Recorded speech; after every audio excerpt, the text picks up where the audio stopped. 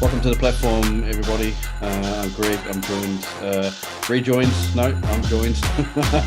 Timing by Jackson. How are you, Jackson? I'm good, thanks, mate. How are you? Awesome. And we have a special guest on tonight, Rory. Rory, welcome to the podcast. Welcome back to the podcast, in fact. Thanks for having me. Nice to, Rory's going to become a bit of a regular fixture from the looks of it, which is all good. So lots to talk about in the powerlifting world, but I'll start with Jackson. Anything we want to raise, Jackson? Any news and events that have stood out for you? Oh, I mean, I put you on the fucking spot, didn't I? Yeah, like completely on the spot. That's all good. Face. The thing is with specifically like here in New Zealand, we've sort of been like backloaded again with comps with COVID. You know, everything's been postponed till this later half of the year, which is a bit of a shame. Yep. Obviously the NZPF Nationals got like a day in and then got cancelled, which is like, that's such shit timing, man. Like literally. What's been the impact, Rory, on that? Because usually we get there's always been notice around comps, and it's annoying, but you get to reschedule flights, accommodation, and so forth. But bloody one day the comps already started. We'd finished the Masters Women. We were halfway into the Masters Men when the announcement came out. Like, I think they were benching. A couple of us sort of went and listened to the announcement, like while the lifting was still going on, and sort of came back. And after the bench, we're like, okay, well, guess we're going to finish the deadlifts now that we're here. But you got to finish deadlifts. But that's it. And then everybody go home tomorrow morning. So yeah, spent the evening trying to figure out flights to get myself and my sister back from Invercargill, like as soon as possible. People were landing and finding out that it was cancelled, and What were the what were the flights? I mean, what were the airlines? I was like, that's Oh, they were really reasonable, really good to deal with. Like obviously all the flights were full. We had some mechanical issues on the plane as well the next day, which was cool. The airports at alert level 4 are really interesting. Obviously, like all of the shops are closed, but so are the vending machines, so are the water fountains, so are that all of the like communal places to sit are shut. They just had like sort of plastic chairs, like sort of on this like sort of zigzag kind of pattern, like spread out throughout the house. Wow, the longest 6 hours of my life, I think. Yeah, no doubt. It's annoying time. Like you say, people are landing, picturing ready to lift, and then no good.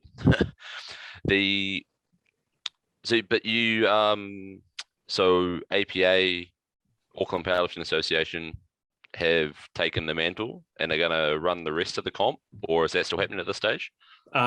As far as I know, that's still going ahead. So yeah, that's sort of last weekend in November, I think, and I think it's looking like it's going to run the Thursday through Sunday that last weekend. Nice. Hopefully, Auckland's at least like. Could you run at level 2, or is there too many people still? I think we could probably run it at level 2. We'll probably have to run it with no audience, but lifters, officials, and coaches only. I think that would probably be doable. Nice. But level 3 and level 4, it would just be like completely out of the question. WP are doing their event, I think, in November as well, Jackson. I believe so. I think I saw that. They postponed nationals because that was it was the same time, wasn't it? Yeah, I think they were a little bit later. They might have been like a week after or something that. Yeah. And so then they postponed as well. I see GPC's gone. GPC postponed. Yeah, bloody we pushed to January, which was a real reach. But give or take, pretty good feedback so far. I think it's look, who knows what's going to happen. How long is level 3 going to be around for? We could even potentially have level 3 until the end of the year. I mean, who knows until the vaccination rates are higher. So yes, definitely take a hit on powerlifters, and it's taking a hit on everybody, but this is a powerlifting podcast, so it's a powerlifting podcast. We can't speak for anyone else, but it's taking its toll with people not being able to work out either, unless those people who are prepared and have got gear at home. That's half of the issue, isn't it? Is that like it's not as soon as an acceptable level hits. Like you can't be like, oh, level 2, all right, we'll run the comp like 2 weeks later. Like you almost need to give people X amount of time to 6, 8, feel comfortable competing. And that time becomes extrapolated the longer the lockdown goes on, you know, as people get detrained. It's a tough one. Are you seeing it with because Rory, you got clients as well, haven't you? Yeah. So I've got no equipment. I've done like literally a handful of push-ups and way more steps than I normally do. But a few of my athletes are still able to train, which is great. Got a couple in the States who are doing fine, a couple that have their own sort of equipment in the garage. Nice. And then one girl who has literally a bar and a pair of 25 kilo plates, which for a 47 kilo woman is like, it's quite the jump to go from 20 kilos to 70 kilos. She's sort of making do. That's heavy. Is she just doing like deadlifts or? She's been deadlifting. She's been doing a few things just with the bar. Some sort of like, you know, loaded-ish lunges, like floor press, you know, that kind of stuff. Yeah, nice. I wonder what sort of impact this is going to have on gyms, just in terms of people's faith that the gyms, this stop-start scenario. The thing is that like we're looking at it from like a people's perspective of like people who actually lift, if you know what I mean. But if you think about like 90% of gym goers, it's not going to make a shit show of difference because they're still not going to go even at level 1. So like median Les Mills or City Fitness member probably goes to the gym about this often anyway. Yeah, exactly. Like they're like, oh, what do you mean? Why you said gyms are shut? Like, fuck who? Didn't want to go anyway. Shit, now I just don't have to tell myself that I'm going to go. Now I've got a reason not to. People who aren't training for something particular and they just want to be fit, they're like, oh, that's fine. I'll just run up and down some hills or something, right? Yeah. 100%. Whereas like I could run up and down some hills, but I love bench press. So you know, yeah, like are those stairs gonna like help your bench press? Well, actually, we obviously just moved into Palmy, and like with lockdown, there's the set of stairs here, and it's 600 steps. Wow.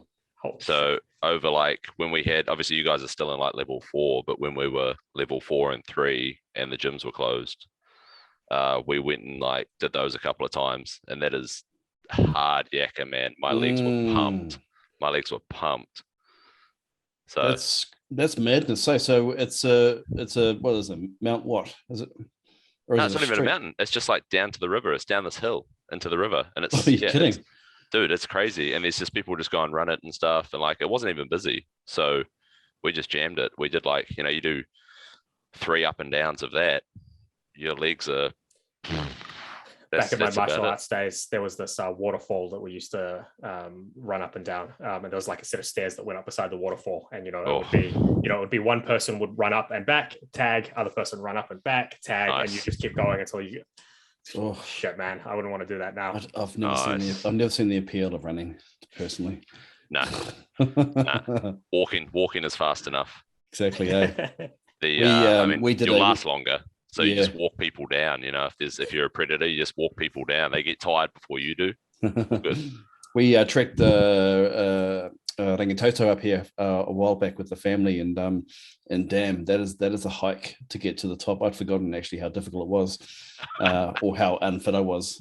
Maybe a combination of the two, but literally, there were all people from all walks of life going up and down the hill. So, and there was a few people that were clearly not healthy, trying to get up, and older people too. We're literally being supported by family members.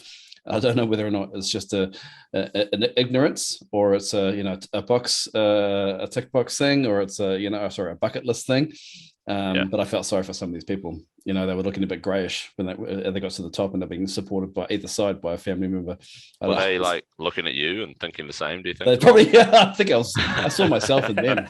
I saw that ashen reflection. Yeah, so you back in me. Literally knew how they felt. Your empathy was pretty strong. It was, yeah.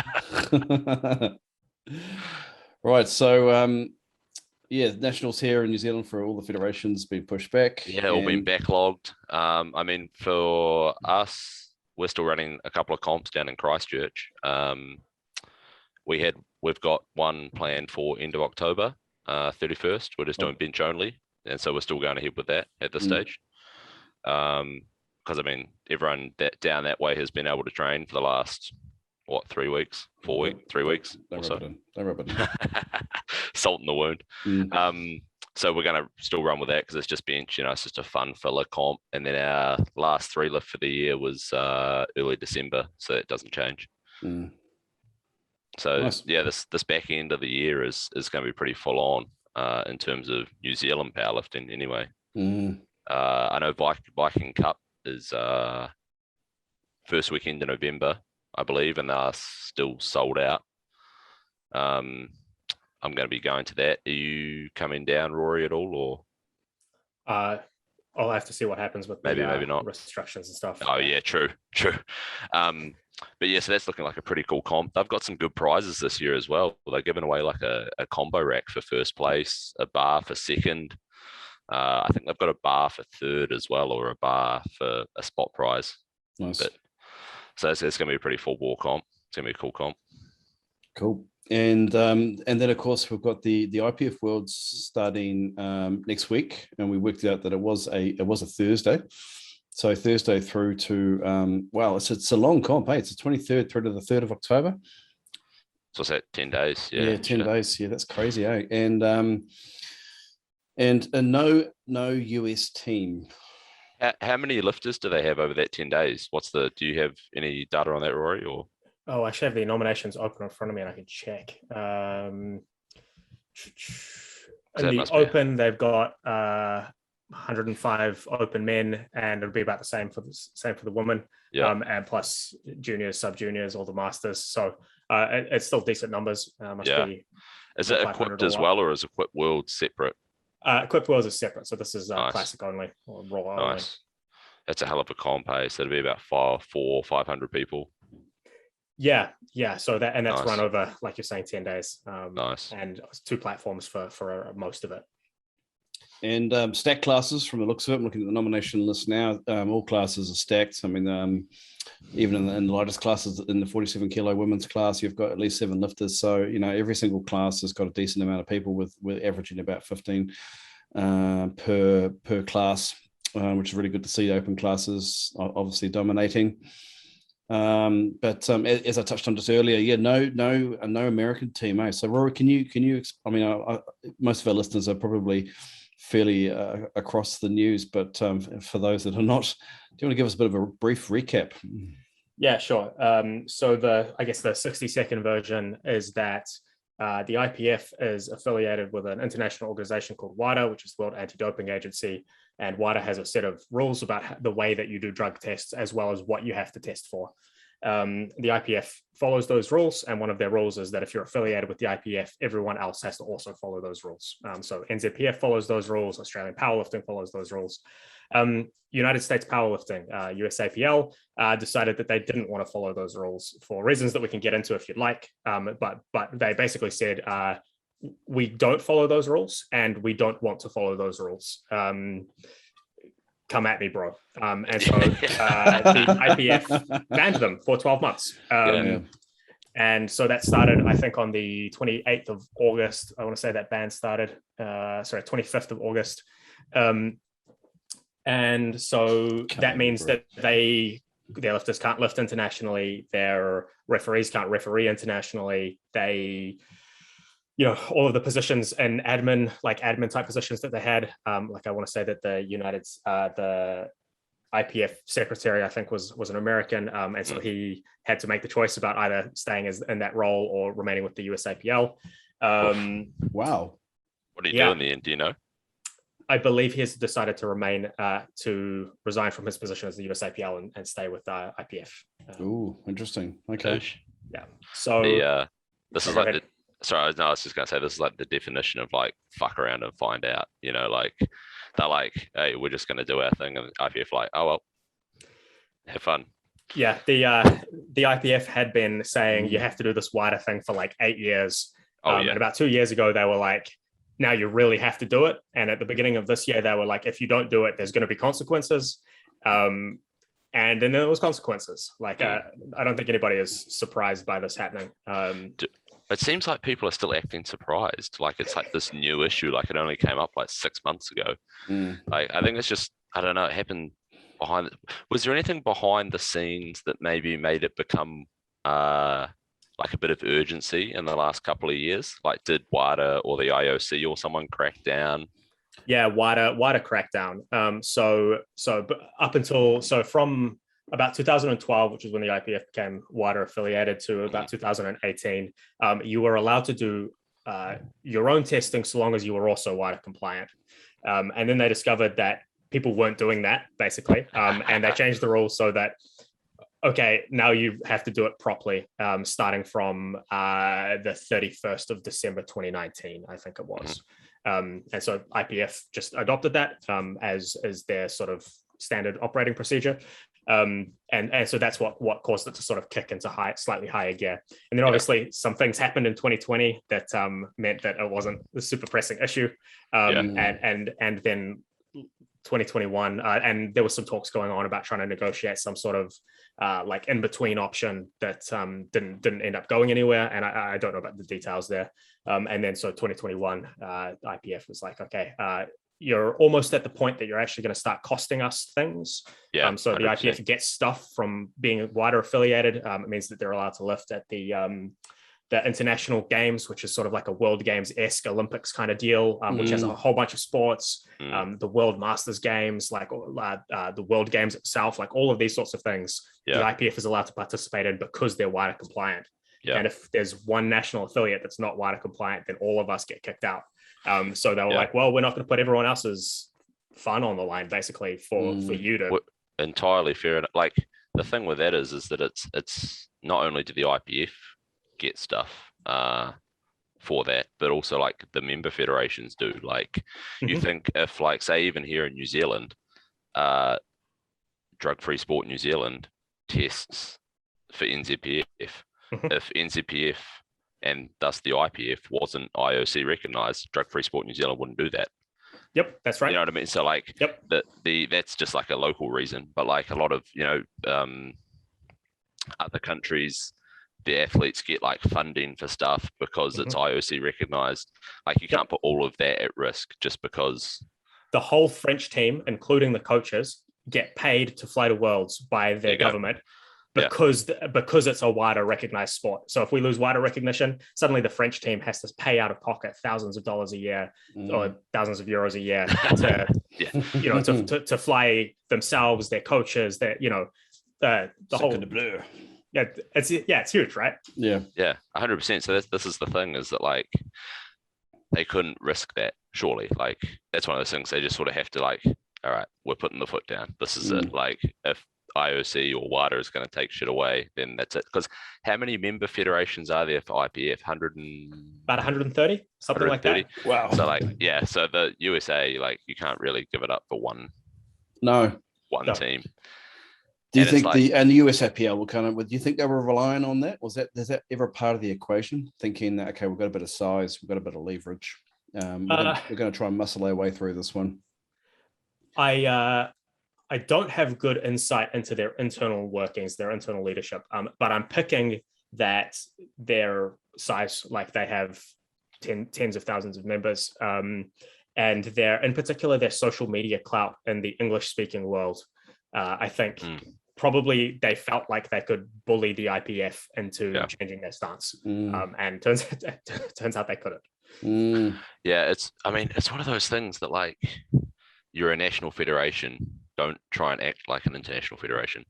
I obviously I don't know the inner workings of either of them, but you've got to kind of draw the line somewhere. The thing is also is that, like, we're probably just going to end up going into the reasons why, but the USAPL 100% thought that they were in the right. They thought they were doing the right thing. So then it probably might not have even felt like to them that they were like bullying their way through, because they don't see anything negative about what they're doing. They thought, from their perspective, the IPF are trying to bully them into less testing. That's what their take on it was, it seemed. Yep, that's certainly fair. Like the USAPL, like they're not like mustachioed, like mustache twirling. We're going to screw everything up for everyone else, right? Like they were doing what they believed to be the right thing at the time as well, right? And you kind of have to assume that everyone is doing what they believe to be the right thing at the time. 100%. It's one of those things that, like, And I mean, for them, their big commitment is to drug testing. I believe it's 10% of their lifters, 10% of the lifters that compete each year. Like, they have what, 40,000 members, or they used to anyway, before this split. So like, that's 4,000 tests a year.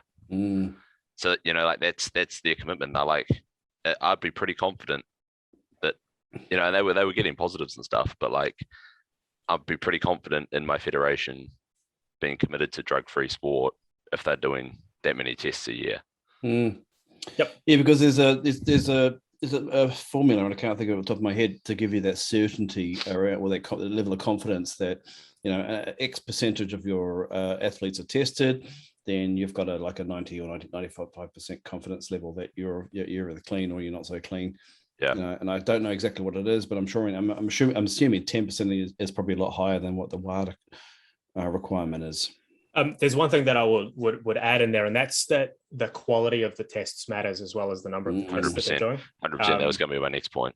Yeah. So yeah. I don't know if you guys follow MMA. I don't really, but I looked up the stats because they went from internal drug testing, which is what the USAPL does, to third-party testing in 2015. And their rate of, admittedly, they also increased the number of tests that they did when they did that, but the number of positives per test that they did went up 600% when they switched from internal testing to third-party testing. So, like, it's not just about the fact that like one of the referees is testing you rather than some wider dude, but it's also the fact that like the referees know who they're going to test 3 days in advance. And like, you know, if I'm buddies with someone, I'm like, hey, I'm going to come test you on Monday. Is that cool? Right. Suddenly now you have 3 days to do whatever it is that you think might help you, or 3 days to disappear if you decide you don't want to get tested that day. Yeah. That's the big issue. So that was the big issue for the whole WADA thing, isn't it? Is that it has to be third-party testing, WADA-approved labs that they agree with, like the security and the chain of custody of the tests, which is the big one. The chain of custody of the tests and who's organizing and deciding who gets tested. That's the biggest things, because like you say, if like someone was testing their mate and they know, right, you're going to get tested at this comp or out of comp, then you can tell them, or magically that test disappears. I'm not saying that happened, but it's not hard to believe. And it's one of those things that, like, in that discussion, that if they were like, okay, USAPL is doing their own testing, if you replaced USAPL with like any number of other countries, it would sound a whole lot different. Like, everyone's like, oh, it's the USA, they'll be fine. But if you said like Russia is doing their own testing, or like some other Eastern Bloc country, Kazakhstan's doing their own testing. How comfortable are you about that, right? Yeah. Everyone else would be like, automatically. Excuse me. Bunch of cheats. Yeah. You know what I mean? So it's like it's tough. It's a tough one that, like, yeah, you have to have a third party. Just remove the doubt. Yeah. If you're that confident, remove the doubt. And the USAPL might be fully confident in the legitimacy of their referees doing the but they can't back that up. No, they can't back it up.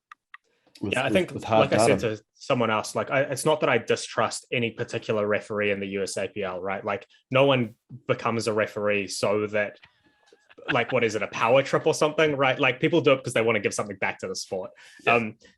It's not the most glamorous role. It's definitely not. You do take a fair beating. Yeah. It's not that I distrust those individuals. It's that I distrust the system where I have to trust those individuals. Right. Like, I would rather a system where somebody who's never heard of powerlifting before, does the testing. They follow a chain of custody. They, wake you up at 6 o'clock in the morning and make you pee in a cup in your kitchen in front of your flatmates, all of those things. Yeah, exactly. Yeah. That's an experience in itself. That's actually, I think, Jackson, you've experienced that, haven't you? Yeah, on a Sunday morning, hungover as. Oh, shit. Oh, yes, sir. All right, come in here. Yeah. Just don't mind that person that's like unconscious on the floor. That's fine. Yeah. They were there when I found them. But no, so it's a hard one. So I mean, that basically end of the story, they all stood their ground. IPF said, all right, son, 12-month suspension. That's it. Yeah, that's right. So the IPF constitution allows for 2 consecutive 12-month extensions. And it doesn't actually say what happens at the end of that, but I assume that at some point there is either someone folds or there is a parting of ways and a new IPF affiliate springs up in the USA instead. So, I mean, yeah, I guess that's the next thing. Like, I haven't seen anything, but is the USAPL still like, they're obviously still a member federation, they're just suspended. You'd have to assume that they're going to leave. Or do you think that they would stay just to make it so that some other IPF affiliate doesn't turn up in the States? Look, if I was running the USAPL and I believed what the USAPL believes, and like I thought I was doing the right thing, what I would do is I would wait out that suspension for as long as I possibly could and put off making that decision for as long as I possibly could. Because as soon as that is formalized, a new federation will be formed almost immediately. Like the USA is 100%. Strategically important to the IPF, right? Like when Powerlifting Australia left the IPF sent somebody to Australia to like help them sort out a new federation and like gave them resources and gave them help getting everything sorted. That's definitely going to happen in the case of the United States, right? So the longer that they can not be competing with that, whatever that new federation is, like the better it is for them. So my guess is that they're going to wait it out. In the meantime, though, the athletes are, and we've seen it, the ones that were destined to compete at Worlds have been joining the US Virgin Island team. Yeah. What's been going? What's that all about? So the US Virgin Islands is a territory of the United States, much like Puerto Rico. And they have their own powerlifting federation. It's the USVI team. It's existed for like a fair amount of time, and they've got a few decent lifters, including Kimberly Walford, who is debatably the greatest powerlifter of all time. And so, to be a member of the to be the member of the US Virgin Islands powerlifting team, you need a USVI passport, and a USVI passport is just a USA passport. So everyone who is eligible to be a member of the USAPL is also eligible to be a member of the USVI. When the suspension happened, we were between preliminary nominations and final nominations for IPF Worlds.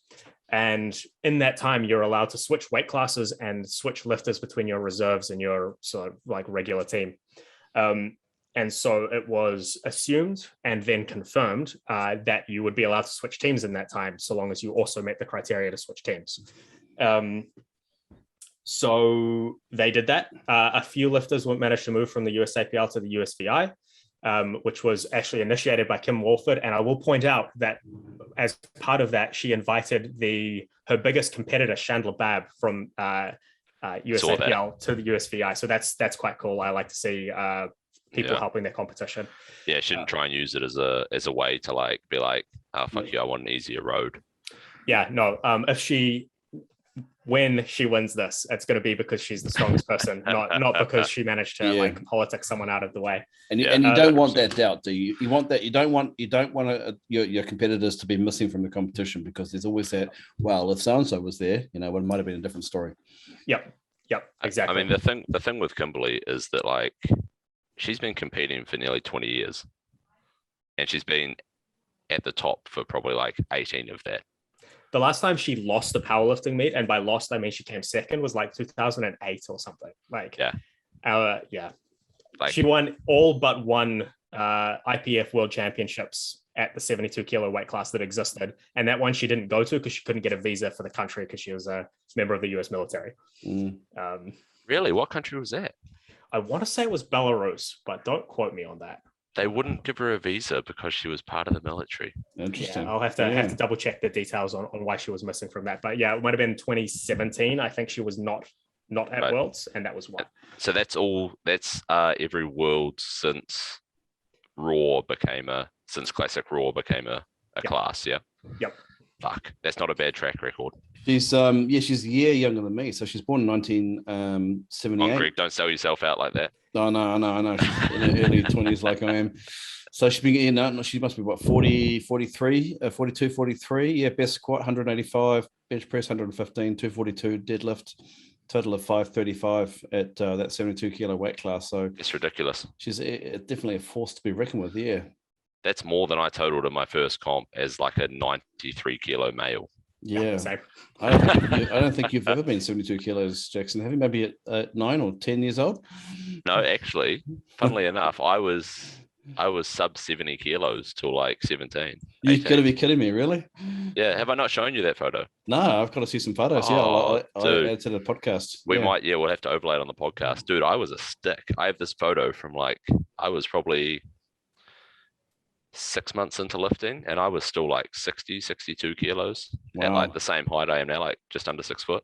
Well, we do have a nice picture of you squatting in the podcast intro for the YouTube clip. 300 plus kilos on the bar. I think I actually might replace that. Actually. And that photo actually, that'd be quite fitting because that photo is from when I got to my heaviest, which was 132. Nice. you doubled your body weight. I have more than doubled my body weight. Yeah, I started lifting at 60 kilos at 16, and the heaviest I got was 132. Well, if Jackson's good, anyone can do it then, no? That's it. That's it.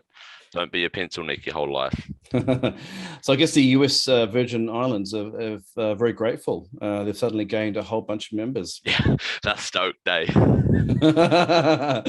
Their membership has just tripled overnight.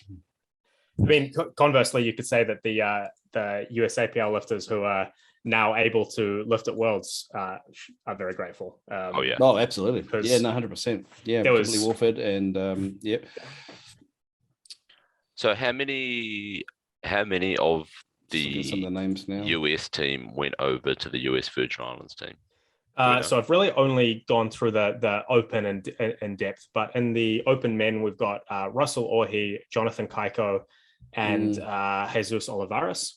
Nice. And then on the women's side, we have Andy Riley and also Chandler Babb and Amanda Lawrence. There were a few SVI lifters prior to that, but those are the ones that I can find who have switched over. So that's sort of 3 or 4 from each of the men and the women. And I mean, those are some like heavy hitters. That's some heavy hitters, man. Like does the USAPL? I believe I saw something on it, but just for the listeners, they've backtracked entirely on this. That like if you left and went to another federation, you couldn't come back. They originally said that if you ever resign your membership, so if you ever send them a letter saying, I don't want to be a USAPL member anymore, that was it, and you were gone. They have since backtracked that, you're right. Yeah. I don't know the details of the backtracking. Like, I don't know if it was specifically for this or if that goes back through history as well. But they've now backtracked that, saying if you go to USVI, you will be able to come back and you just buy your membership again. So did they not bring that rule in because of Kimberly? I believe that is true, yes. And then now she's caused this and they're backtracking it. I mean, she would never go back. She's fucking, that was bullshit, like how she had to leave. But like, yeah, that's hilarious that like she's gotten the final say. You know what I mean? Like, yeah, that's pretty good. I was looking, and I mean, it's a real shame. It would have been a real shame if none of those US people had gone to Worlds. I was just looking before, and out of like the top 20, like I'm assuming they are going to be using GL points. They'll be using GL points, yeah. So out of the top 20, like listed on Open Powerlifting for the IPF and GL points, the US lifters make up like 14 or 15 of those lifters.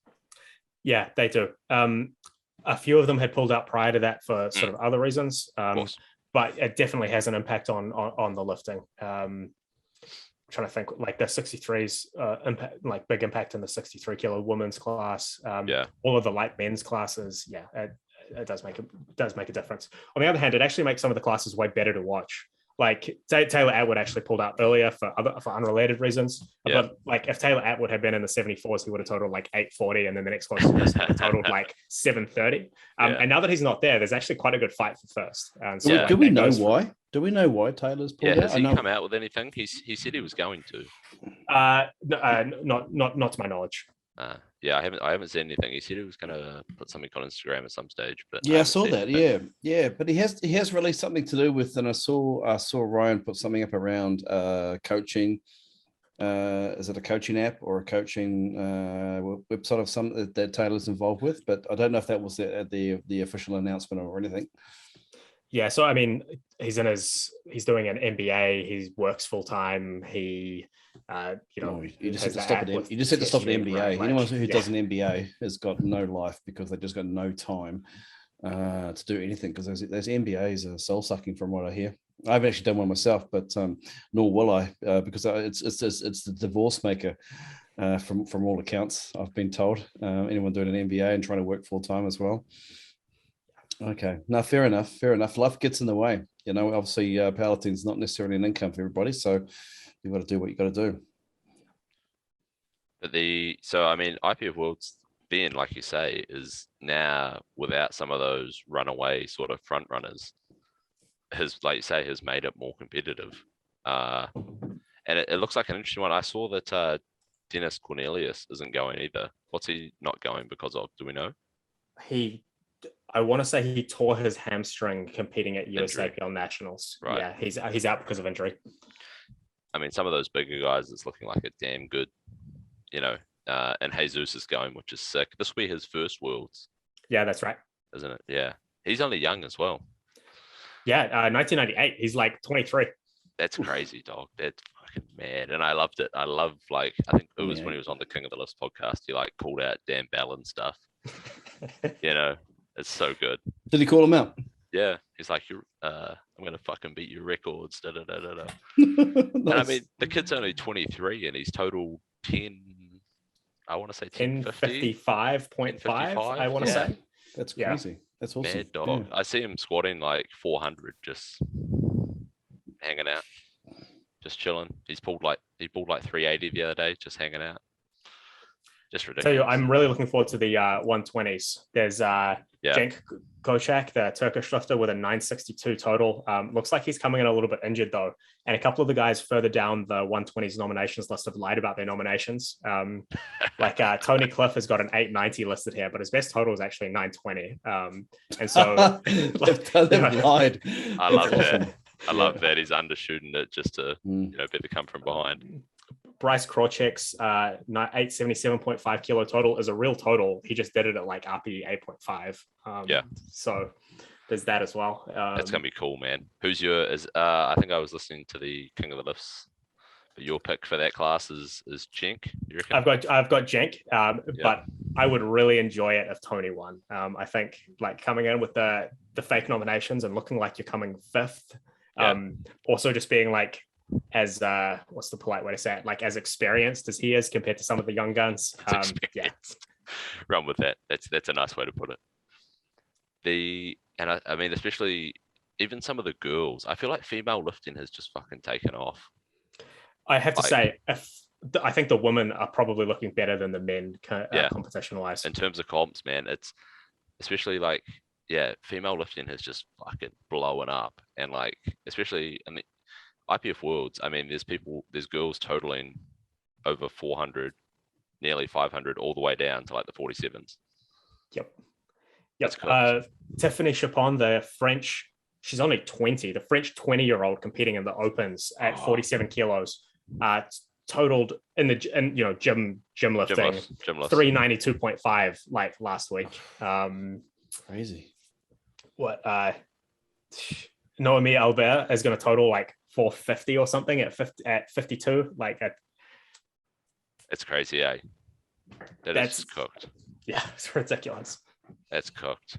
I might have missed it, but is Heather Connor going, or no? Is she stuck with the USAPL?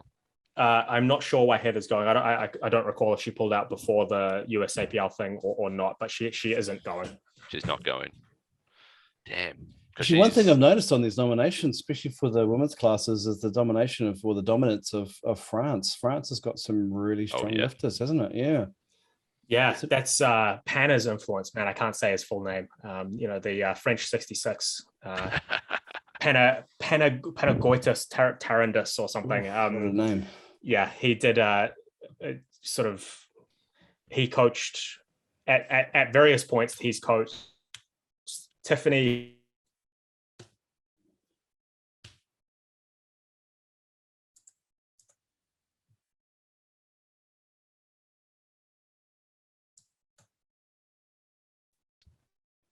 near the top of your class. Oh yeah.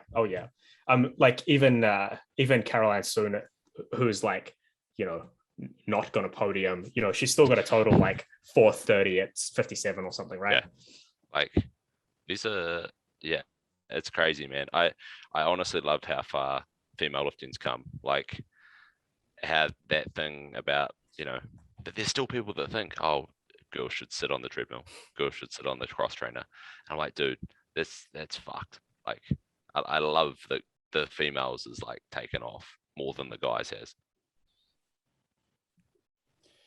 One thing I've noticed is just an observation, and Rory, you might want to jump in and correct me if I'm wrong, but there's a very strong European element to, especially in the open classes.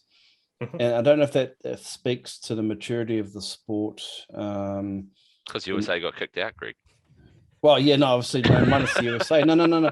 Hear me out. No, I'm just thinking there's not a lot of some of the smaller countries. So if you like, I'm looking now at the sub juniors, for example. You've got India, you've got got Philippines, South Africa. Some of these more obscure countries are coming through and coming through some really strong results. And I just wonder if some of these other countries are just the maturity in the sport is still early days, and we're going to see the domination potentially, or the reclassification of some of the stronger countries, some of these more obscure countries in the years to come, when it comes when they hit the open classes. I think there's two things that contribute to that. So one of them is maturity, and you're absolutely right. Like powerlifting has been big in Europe since the 1970s. And so for like a lot of these countries have like a strong tradition of powerlifting. And so, you grow up and powerlifting is a thing. The idea that people go to the gym and lift weights and get stronger is a thing. Whereas some other countries, say South Korea, you probably won't see anyone on here from South Korea, because powerlifting's only really become a thing there since 2019. And so like it takes, if you want to be competitive in the open, like you don't become competitive in the open class after a year or two of lifting weights, right? Like you become competitive in the open class when you are born good and then spend 3 to 10 years getting better. And so it's, to have dominance in a class like this, like in the opens, probably what you need is you need a base of thousands of lifters. And from that they train and you pick the best ones and then send those ones to worlds, and you just don't have that base in some of these like smaller countries. The other thing is that it is logistically challenging to get to Europe, particularly at the moment. If you come from a country that is underfunded, say if you're having to self-fund and you're coming from a country that you don't get a lot of support, you might have to take not only yourself, but you might also have to pay for your coach or something like that. Like just getting to worlds, particularly with a global pandemic, when you may have to quarantine and all of these things, like that's challenging, right? And Sweden, not a super cheap country, and Belarus, which is where it was before it was rescheduled, not a super safe country. So Sweden and like those countries, those Scandinavian countries are expensive. Yeah. So the last Worlds was in 2019 in Sweden. Loved it. Very expensive place. Oh yeah. Like it stacks up something chronic. And I mean, one of the other things that I see why they do it, but I really have an issue with it, is like the IPF saying you have to stay at this hotel, because then they just have complete control of the price. You know what I mean? People can't go and find cheaper accommodation that suits their budget. Yeah, that is an issue. I will admit that of all of the times that I've been to World Championships, I've only stayed in the hotel once, and that was because it was in like rural Japan, and like the hotel was the only place that you could stay anywhere near. And there is a fine associated with that, and I've just paid the fine because that was preferable. Is your accommodation still cheaper paying the fine and paying the accommodation than it would have been if you'd stayed at the competition hotel? In many cases, yes. Wow, that is crazy, dog. So rural Japan, what comp was that, Rory? That sounds awesome. So the 2019 bench World Championships, I was one of the New Zealand team coaches. And that was held in, quote, Tokyo. Actually, it was hosted in Narita, which is a city about 2 hours outside of Tokyo. And it wasn't even really in Narita. It was on like the very outskirts of Narita, which made for a quite cool experience. But, when someone says, hey, you're going to Tokyo for bench press, that's not what you picture. No, exactly. Yeah. Wow. So what were the Japanese? I mean, the Japanese obviously famous for their their hospitality, So it must have been great to spend some time out there. And yeah, really enjoyed it. Japanese are also famous for their bench press. So like spend a lot of time like identify Japanese powerlifter, make friends with them, go to the gym. Unfortunately, I can't go to most of the gyms there because that's not sort of allowable. But the powerlifting gyms, you're Yakuza, aren't you? Automatically with tattoos, and they're not a big fan of tattoos, are they? Not a big fan. But like one of the cool things about being isolated like that, when you go to a meet that's maybe not in the middle of thriving metropolis, is that you end up spending a lot of time with the other powerlifters that are there, which is cool. You had the same thing when your event in Slovakia, Jackson, didn't you? There's probably not a lot. The nightlife wasn't necessarily, dude. We out there. It was the one that we did in Czech Republic, and the one we did in Serbia that me and Hamish went to. Oh, Serbia, that's right. Serbia was ridiculous. Like, you pull up, and we flew into. Okay, so we're like, okay, sweet, we're gonna go to Serbia. And like their capital is at the top of the country, which is the only place where you can fly into internationally. The city that we were going to was southern, like rural Serbia. And so you can picture like what you would assume that like urban suburbia would be like. Rural Serbia, is like next level. It's like they've just been through a civil war like 15 years ago, still tidying shit up. And so we then fly into Bulgaria because it's quicker to like drive across. And we get the rental car, and the guy's like, yeah, it's all good. It's all good. Your GPS will be fine. We're like, oh, does the GPS work past the border? He's like, yeah, all good. It didn't fucking work. We like hit the Bulgaria-Serbia border, and the GPS just goes blank. It's like there's nothing. It's got our little triangle, and that's it. We're in like, and then, but we hit the border. We drive up to the border. I'm like, Hamish, are we in the right direction? He's like, yeah. We're in this little like, so it's two guys who are both like, I mean, Hamish was like 125, then I was like 110. So two like decent sized guys, and we're in this little, the Ford car, like KA. It's got like a 1 liter engine. It's like it's the smallest, it's bright red, and we're just cruising along. And I'm like, Hamish, I'm pretty sure that's an army. And he's like, what?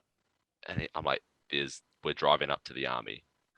And we drive up, and there's tanks pointing their fucking turrets at our car. And I'm like, dude, like, we're like the least intimidating car on the road. Leave us alone. And these guys are like, you get to the border, you give them your passports. They like look at it weird because I've probably never seen a fucking New Zealand passport before. And there's guys with like guns pointing at us like through the window. And they're like, oh, yep, I was all good. And I'm like, does that mean I can go? And they're like, I'm like, okay, sweet. They didn't speak any English.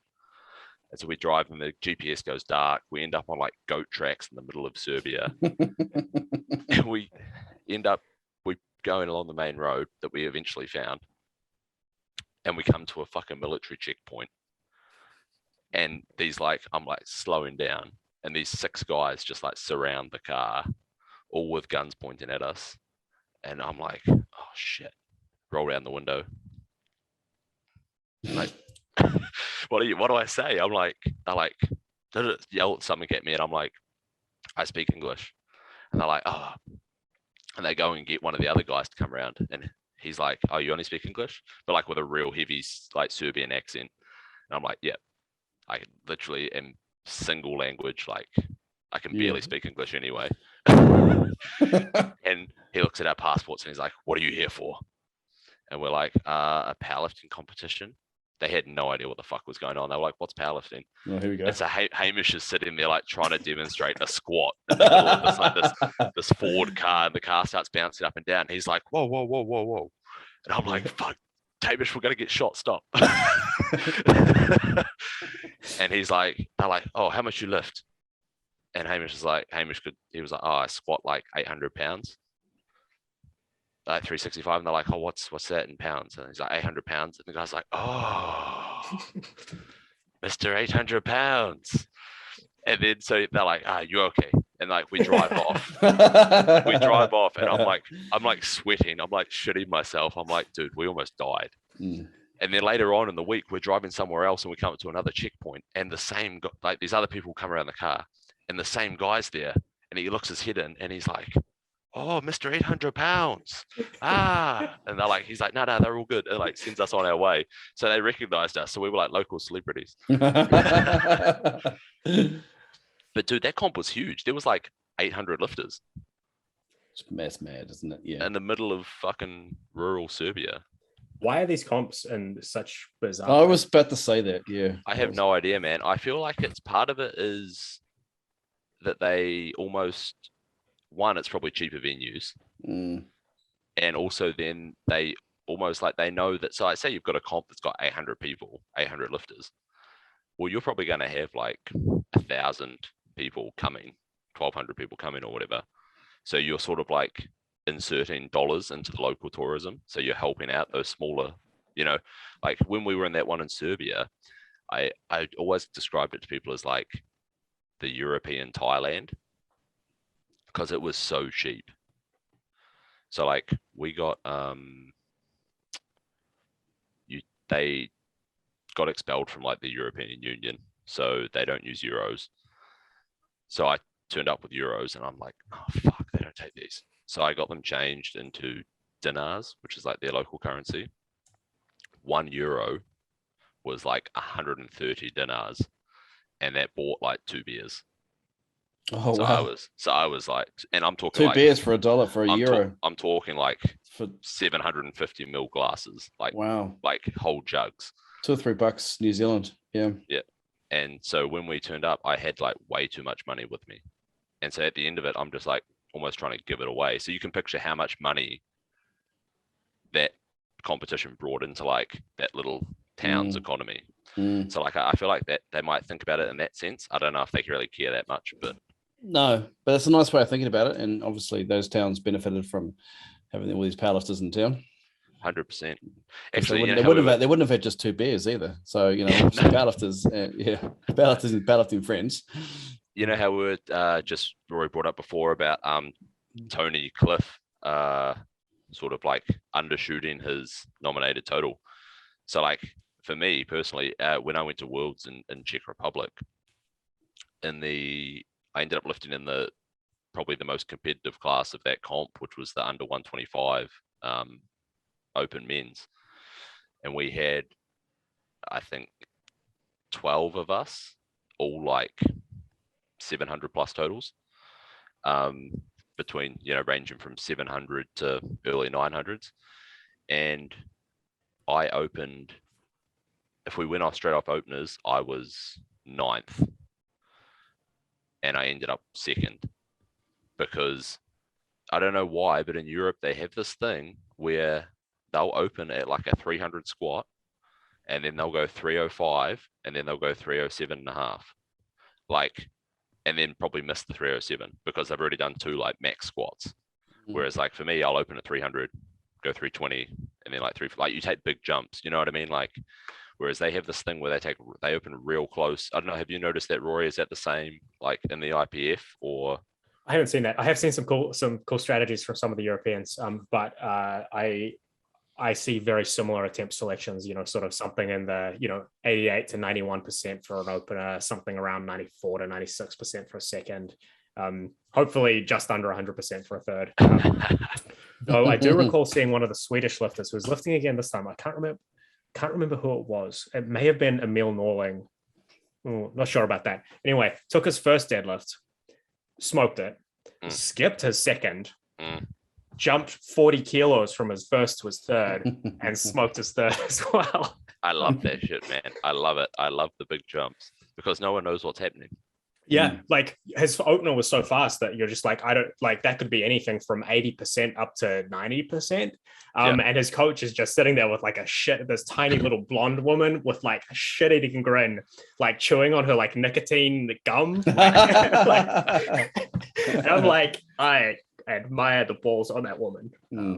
Yeah, they're just like, it's funny, I feel like game day lifting is very, very different to like you say, like in the gym lifting, and then game day coaching, like getting that sort of strategy is massive. People that haven't been in those sorts of situations don't really understand it. But like you say, like if someone opens at that and you've got no idea how far they're going to push it, where do you go from there? You know, I don't know. It probably comes from experience, maybe if you've been to more comps, I assume, but some people really don't see the value in it. I mean, I think it depends where you've competed before, right? Like I imagine there's some lifters who haven't been in classes that people have been vying for position. And, you know, when you're a novice, you show up, you go take as many attempts as possible, you PR. But that's quite different when you take, say, the 69 kilo woman at Worlds this year. We've got 4 people between 525 and 532.5. And you've got like gold medals, world records on the line. Like, if you haven't seen that and you can't appreciate that, it might not make sense. Yeah, that probably doesn't make sense. It's probably like it doesn't, like, they don't understand it perspective. Do they still give out medals for the individual lifts at IPF Worlds? Yeah, they do. So you can, I mean, yeah. So do any people go to like specifically get one lift or one record, and then sort of like, I mean, you can't, it's in the rule book, you're not allowed to like sandbag the other lifts, but I mean, sandbagging is very subjective, isn't it? Yeah, no, there's definitely people who are like, you know, I'm going to go home with a discipline medal. Or like, if you're one of those, like, you know, some of these classes have got, say, 76 kilo woman, there are 16 people in that class. Like if you're somewhere in the middle of that pack, you may have no hope of being on the podium. And depending on what your personal values are, like you might look at that and go, look, if I can take one physical thing home from this as like proof that I was here and that I was good and that I, you know, all of that stuff, like you might YOLO your third squat for a squat medal or something, even if you're not going to get a lot from it other than that. Like that might be worth it to you. And yeah, I can appreciate that. One of my lifters in 2018 Worlds actually did that on deadlift. Walked away with a bronze deadlift medal. Nice. And like 8th or something, but she had a hell of a pull on her, so we loaded it up and she took a medal home, which was cool. Nice. I mean, that's part of it, isn't it? Really, like I would argue that, like, even though I did like GPC Worlds, I would argue that it's not really like a Worlds. I would argue that IPF Worlds is probably the only legitimate like world level comp as such. Does that make sense? Because like you say, like 130 member nations with that amount of competition, like, and that level of competition too. Let's not forget about that. You know, got some really amazing lifters who are competing. So I think for people like actually getting to go to that sort of competition is like a big achievement in itself. And then if they can then like say, like even go home with like a bronze medal in like one discipline, that's a pretty big achievement. I mean, just looking at this list of nominations and the proximity of some of these results to each other. I mean, I know you mentioned before Kimberly, Rory as well. So I've just lost it again. Where's Kimberly sit again? Kimberly's nearest rival was I think Chandler, wasn't it? And essentially, you know, we're talking about a kilo or half a kilo difference between them. And a lot of these top three, but Kimberly, Chandler, and Ana Castellane from Brazil, you know, all within 2.5 kilos of each other. Just amazing. And then on the day, even 4th place was nominated with just under 5 kilos of short of the, you know, the 3rd place winner. So it's going to be incredibly tight, you know, and people love to see these kind of these levels at this level of competition. You know, I think the only one that stands out as being a little bit ahead of the rest is potentially Amanda Lawrence in the 84 kilo class. It was just like, you know, 30, 40 kilos or like 40, 50, 60 kilos above her nearest rival in terms of the nomination result anyway. Yeah, I think Jessica Bittner in the 76 kilo class was nominated sort of 65 kilos ahead as well. And of course, just Bittner's just like bloody 65 kilos ahead of everyone else there. Yeah, I saw that she just pulled a PB as well. I think the world record in their class is like, for the deadlift is like 243 or something, because she just pulled 255.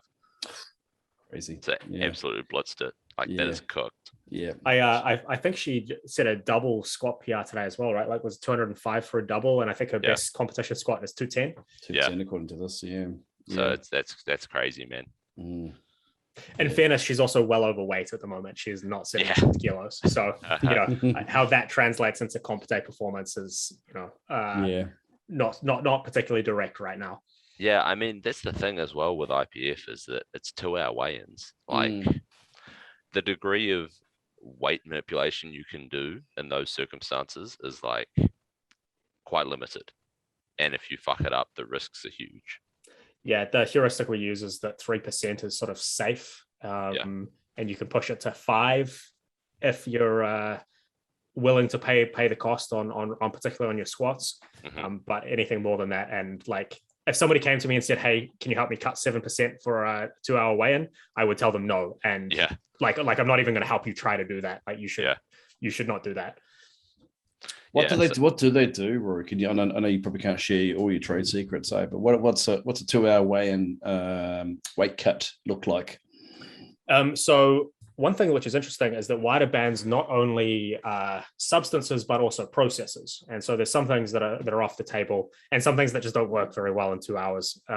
So the main thing is water manipulation and gut weight manipulation. So you eat a bunch of low fiber foods for a few days beforehand, so that your intestine doesn't have a lot of like physical mass in it. You drink a large amount of water and eat a lot of salt for a number of days leading up to it. And then you stop both of those things, depending on who you listen to, something between 16 hours and sort of 4 days out. And you pee like a waterfall, as if you're still drinking that amount of water for a while, because it takes a while to downregulate that sort of that process. And between those, and like, some people also do hypothermia, so that's the baths, the saunas, those kinds of things. So between all of those sorts of things, you can get sort of 3%, 2 or 3% kind of comfortably, and 5% at a little bit of a push. And then rehydration is everything IV is banned. So it's all what you can sort of physically put in your mouth, and so usually that's carbs, salt, fluid. And as little other things as possible. Like, you don't want any fat, because that's going to slow absorption. You don't want protein, because that's just going to sit in your gut and slow absorption as well. It's like sort of those moderate to high GI carbs. So you said about obviously drug wise that's banned. It's like diuretics and stuff like that, laxatives. So process wise, is it just IV rehydration that's banned? Yeah, and I forget what the name of the process is. Lance Armstrong did it as part of the US Postal thing, where they remove some blood and then re-inject the blood later. Auto transfusion. It wasn't not EPO. EPO is they also did EPO, but auto transfusion, I think. So like basically, you take out a liter of blood, you lose a kilo, you put it back in, you weigh yourself on, and then you put the blood back in. And it's your own blood, so you don't have sort of like rejection issues or anything like that. See, the thing is with that is like, how do they know? This is the thing. Like, how they can't test for that, like you say, because it's your own blood. No, they can't test for that. But with 2 hours, and particularly if you want to warm up to squat at some point, True. Like, that gives you sort of if you're lucky and you get a weigh-in at the beginning, right? Weigh-in orders randomized. So if you weigh in at the beginning, you get maybe 90 minutes between then. And so, like, in theory, you could run out and lie down in your car and duct tape your bag of blood to the window or something. But like, the logistics of it get it quite hard. Yeah. What about IV rehydration? Like saline, you can pump that into someone pretty quick. Like, especially if it's like a liter or so, like a kilo, and like that could be the big difference between your performance. Yeah, like banned, but very hard to test for. Like, if you could figure it out logistically, and in particular, if you felt that you could do it safely, like, I probably wouldn't trust myself to do it. I would want to find someone who knew what they were doing to help me with those sorts of things. But like, in theory, you could do that, and that could certainly make a difference, right? Like a kilo, like, that's a lot of weight. Yeah, especially like depending how big you are, like, and it's a kilo of like, it's 100% absorbed hydration. Like, Yep. that's not like going through your digestive system at all. That's going straight to where it's needed. Yeah, so if we say that you can absorb around about 1 liter an hour, so like even if I slammed 3 liters of water right after weigh, and only about a 1.5 of that actually gets into my body by the time I have to warm up to squat, like 1.5 liters of that plus 1 liter of, like, that's a 40%, 60% increase in how much I'm actually rehydrating. That's a huge increase. That's a fairly sizable advantage, you know. It's that's a hard one, man. I suppose it's just the logistics. It's a bit of an honesty system in that respect. And personally, I'm not good enough at powerlifting for an extra kilo to be enough to tip me over the edge. I remember a story I got told once about, speaking of like honesty systems. So there was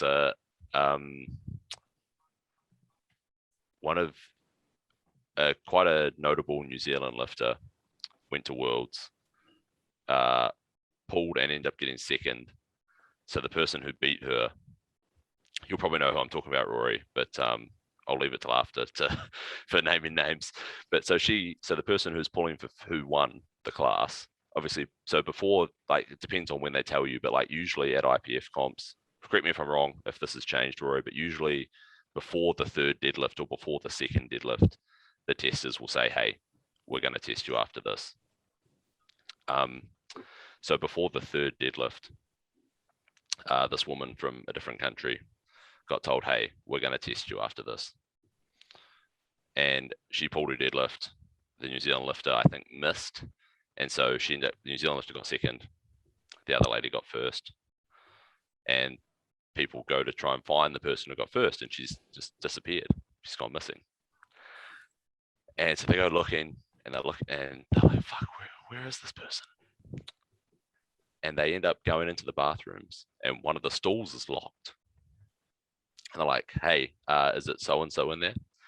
And they hear like some shuffling, and they're like, all right, fuck this. So they just wait, and then they end up getting the little key thing and get in. And it turns out it's this lifter and her coach, and they are injecting urine into her bladder. Oh. So they've taken someone else's urine that's clean. So obviously this person wasn't clean. Obviously this person was cheating. And so they've made her go to the bathroom. Then they've got someone else's urine who isn't using drugs, and they're injecting it into her so that then when she pees, it comes back clean. How deep is the bladder? God, that's... Dude, you would want to not miss, surely. No. Like, imagine if you missed. Yeah. I hadn't heard that story before, but that's amazing. Yeah, here you go. The more you know. Wow. This is back in the day. I think this is like in the maybe late 90s, early 2000s. One of the guys I used to train with told me about it, and I was like, dude, that is cooked. Next level. That is cooked. Like, so I've heard about the bags.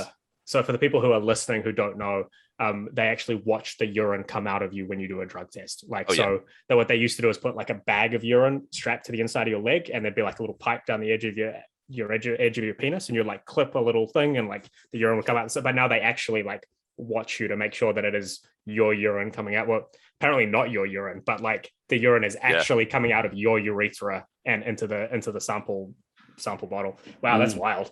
Yeah. So apparently they are still trying to beat it. The links people will go to, and there's not even any prize money in powerlifting. Not IPF Worlds. Like, what are you? Not back then. Like, what are you doing? No. National pride. Ooh, yeah. I would feel really dirty telling people that I wasn't taking drugs, winning something while I was clearly taking drugs. Right? Yeah. 100%. I wouldn't feel like I love winning, but I want to beat the best people by them showing up on the day and like being better than them, right? Not because I cheated, or not because they got taken out from some like political bullshit that they had nothing to do with, right? Like, that's not that doesn't feel good. Yeah, you want to be on the same playing field, same set of rules. In this day and age, when there are options for tested and untested athletes, and powerlifting especially, there's no excuse. There's no excuse to be cheating in a tested federation. No excuse. Oh, absolutely. There's no glory. There are tested federation, untested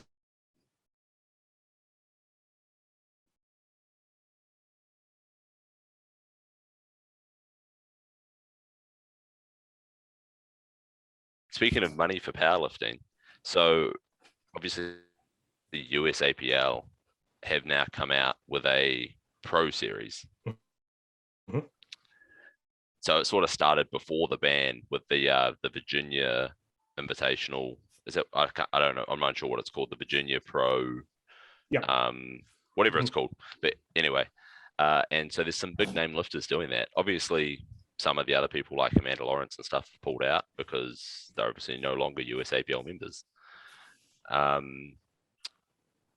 What do you think about like, and now USAPL have been like, oh, well, now that we have all this money spare that we don't have to pay the IPF for being an affiliate, they're going to run a series of these meets with. Are they just simply not going to pay their fees? Well, I think there's probably like they might do some funding to send teams to international events and stuff. So now they have all that money spare. I don't know, Rory, do you know anything more? They had to, there's a bunch of paperwork involved with going to Worlds that they used to pay people to do, but they don't no longer have to pay for. They used to pay coaches to go. They don't have to pay for that anymore. So it's like that whole blob of money associated with going to international meets. Yeah, enough to justify a first, second, third place in another competition, A bit of prize money. Yeah, I think it's quite a sizable amount as well. It's about 200K, I think they said. Wow, that's a lot of paperwork. But I suppose if you split that across, I don't know, say 10 comps, across there, say you have one a month and it's 20 grand and it's split between first, second, third, male, female, that's like 3 grand a person, 3.5 grand a person. Is that enough to entice those top lifters back to USAPL? I would argue it's not. Personally, that wouldn't be enough to entice me back. No. But I can definitely see how people with different values might agree with that, right? Like to me, being able to wear the silver fern is worth a lot more than that. And the other thing that you have to remember is that you actually have to come first, second, or third on points to win. I don't know what point system they're going to be using, but let's say Taylor Atwood, Ashton Rauska, Dennis Cornelius, and whoever else decide that this is how they're going to make their money, right? And they show up at every one of these meets, and like now you have to beat those people to even get a slice of the pie.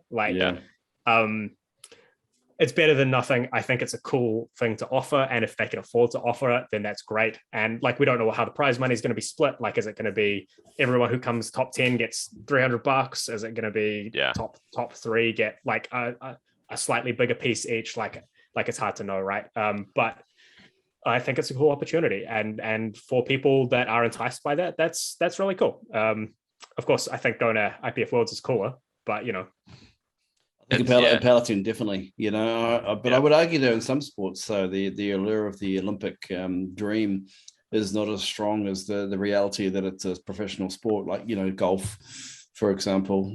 It's in the Olympics, isn't it? Golf. Yep, it is in the Olympics. Yeah, it's kind of like, really, it's almost like an afterthought, and there's so many professional competitions or events in golf now that the Olympics almost seems like an afterthought. Basketball, I would argue the same, right? Yep. Yeah, it's like, really, boxing, football, boxing. Yeah, exactly. Whereas there are definitely some sports that just that Olympic dream is the ultimate. And it's also one of those things like, sure, they're in a position to offer it now, but if you think people follow people on Instagram and stuff because they want to emulate them. For a lot of people, a lot of the general public. So you have people like Russ, like Amanda, etc., who have hundreds of thousands of followers. They've left USAPL, and they left before they knew they could now go back. So they were quite happy to leave, go to IPF Worlds, and never be able to go back to USAPL. Mm-hmm. So that's a fair assumption to make that they're just not going to go back. I would assume that they're probably not going to go back. They want to chase the IPF dream. I would say so. So all of who's to say that all the newcomers into the sport, when they see like Russ squatting like 320 on Instagram, they're going to be like, fuck, that's mean. I want to be like that guy. What does he do? He does powerlifting. Where does he compete? the USAIPF, whatever it's going to be, whatever the acronym is. Oh, Amanda, some girl who first gets into lifting sees Amanda on Instagram, sees her benching like fucking 120. They're like, that's fucking cool. I want to be able to do that. What does she do? Powerlifting. Where does she lift? USA IPF. That the flow of lifters is gonna follow that top echelon of lifters. I would say so. And then the other thing that drags lifters places is like logistics and convenience, right? Mm-hmm. Like if you're new to powerlifting and your friend is in that federation, it's a pretty good chance you're going to join that federation. Yeah. Or you're new to powerlifting and there's a meet 20 minutes up the road from your house, and that all of the meets look the same to you, pretty good chance you're going to go to that. So between those two things, and I really want to be Jesus Olivares because he can squat 400 kilos, like that's what drags people places, right? Yeah, 100%. And I mean, when people get into powerlifting, yeah, like you say, like they don't look at what federation does. They don't pay attention to it. They just like, oh, you're squatting, benching, and you're lifting. Cool, I'm going to come do that.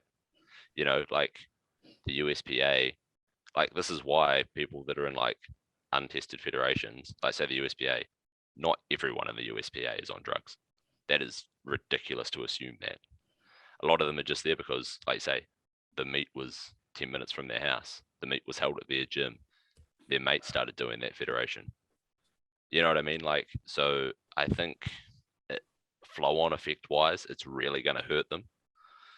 Although with the USPA, their world event, isn't it in some obscure place in the UK at the moment?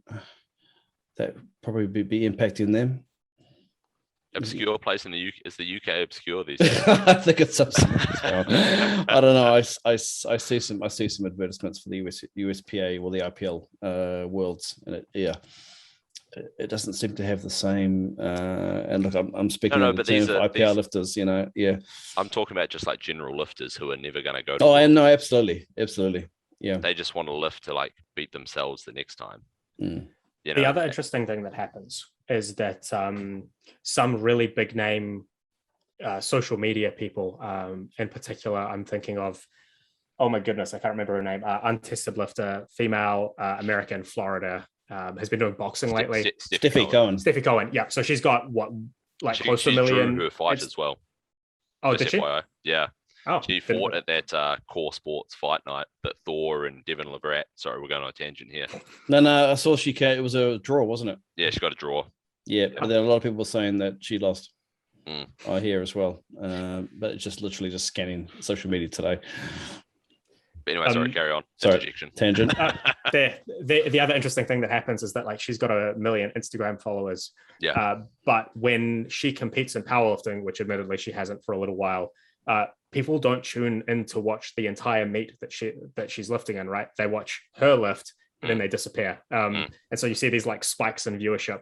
Whereas like when you go to some competitions, like say IPF Worlds, like you probably do see spikes in viewership, but like a lot of it is just a lot of people want to watch powerlifting, and like that's good powerlifting as opposed to like a famous person lifting at a meet that happens to be on. Yeah, no, you're right. Absolutely. Yeah. I think the IPF now has got enough weight that it carries that prestige, that the whole event's going to be great. Whereas, you know, arguably maybe in some of the untested feds, it's the personalities that are competing that are attracting the viewership versus the federation itself. You know, you look at some of the big untested meets that have been in the US, for example. The federation component has been minimized. You know, the branding around the actual event itself is a lot bigger, and the backing of the rule set, the federation component is tiny. You know, it's only when you probably delve a little deeper that you realize that it's an IPL meet or it's a WRPF meet, for example. Speaking of, the showdown is in 2 weeks. Wow, 2 weeks. That came around quickly, eh? Is Ashton doing that or not? No, I think he's doing the that Virginia Pro, I believe. Okay. No, so the showdown, for anyone who isn't aware, is an untested meet, but it is sleeves only. So it's not wraps, so it's sleeves only. Still using a squat bar and a monolift and a deadlift bar. There's some big stuff coming on. It looks like, there's some close to 400 kilo squats, over 400 kilo squats, some big benches coming in, big deadlifts. I know John Hack and like Chad Penson and stuff. Jeez, John Hack's just off the hook at the moment, isn't he? Yeah, I mean, John pulled like 405 the other day in training. Jesus, yeah. He squatted like 340 or 350, I think 350. In sleeves. PB for him, wasn't it? High bar, yeah. And people are like, have you ever tried low bar? And I'm like, dude, this guy's been lifting for like 15 years. I'm pretty sure he's tried low bar. Like, I think if he squatted more low bar, he would do low bar. Like, just shush. Oh, have you tried? Why don't you use reps? Just let the man do his thing. Yeah, turn off the comments, please. Turn off the comments. Yeah, like, he must get so sick of it, man. On every single video I see, why are you not doing low bar? My coach said it's better. Like, come on, dude. The guy is like 95 kilos squatting 350 in sleeves. Like, who was that guy that that six pack posted up and he was deadlifting? And it was the bar. I don't know what sort of bar it was, but it was at a crazy bend, and I think the range of motion was about 3 inches. And like, arguably he got the weight off the ground, but the amount of hate on that thread, which this guy engaged with too. He was going backwards and forwards with people too. I love like when people engage with it, because it's fucking hilarious. Because all of these people then just get so riled up, it like pisses them off more that the person has come back to them. Yeah. Like they thought they were just chucking a comment out into like the anonymity of the internet. And then all of a sudden John Hack's like, fuck you. Like, how dare he? How dare he? Yeah. It's so good, man. I mean, there's a guy doing the showdown. He's in the 125s. Dan Griggs. He's gonna pull like I want to say like 420 to 440, somewhere in there. But he's 125. He's a big dude, man. He's jacked. But he has some of the most mobile hips I've ever seen. His sumo is like touching the plates. Yeah. So the bar, obviously, like especially deadlift bar, once you get to that sort of weight, the bar doesn't move very much. And he locks, his arms are like quite long. So like his lockout is like below his knee. Oh, I love that so much. It looks so ridiculous, but it pisses so many people off. It's great. It's like, dude, this guy's just fucking shit up and you are getting pissed off. I have a friend, a 57 kilo female bench presser from Japan. Her name's Ishibashi Akane. And with her arms fully locked and her ass on the bench and her head on the bench, she can pull her rib cage up until her rib cage touches the bar. No, that's criminal. Criminal. Her bench in competition is about a centimeter. But in training, I have seen her like do reps with her arms fully locked, not moving her wrists at all, and just like pulling her rib cage up and down to like. Obviously, people hate it, but yeah. I honestly, I love it how much it fucks people off. People get so wound up about it. Fake bench press, fake deadlift. I'm like, okay, you're not even using your chest when you do that. No,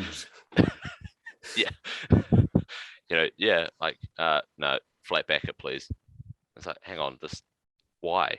Isn't it funny that it's only the bench press and deadlift that have these advantages? I don't think I've met anyone who's got a real advantage when it comes to squatting. I think the squat advantages are a little less obvious. It's when people have these like tiny little femurs. And it's quite hard to look at and be like, oh yeah, the bar's not moving very far when like they're still obviously going quite deep. Yeah. To be fair, I don't know if you guys have seen it, but there's like this guy who's a dwarf who trains at Westside. Have you seen that? I think I have seen this, yeah. Dude, this guy... I automatically know where this is headed. Dude, this guy, he must weigh like 30 to 40 kilos, if that. Like, I would say 30-something kilos. And he squatted like 210. Wow. And I was like, or 220. I was like, excuse me?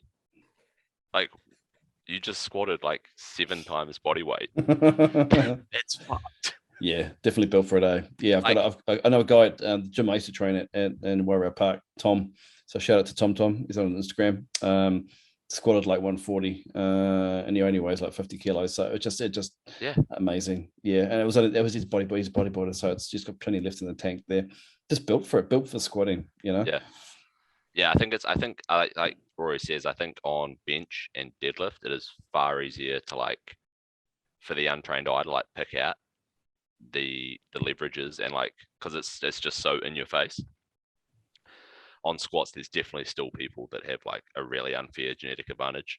I only say it's unfair because like God didn't bless me with that. I don't have that genetic advantage. Yeah, like if I had like really wide hips and really short femurs and stuff, you know that I would be embracing that shit. I'd be like, no, what are you talking about? You're just weak. Anybody Get out of my face. Yeah, exactly. Awesome. But it's one of those things. All right, lads. It's been an absolute pleasure having you on, Rory. This has been the IPF episode. The Worlds is coming up next week, so we'll tune in. This episode will be out just prior, so jump on in. But we'll catch everybody next time. Hey, thanks for joining us tonight. Sorry that Jackson ruined it with stories. Yeah, and tangents once again. Stories and tangents. That's what we're all about. All right, peace out, everyone. Shot team. See you later.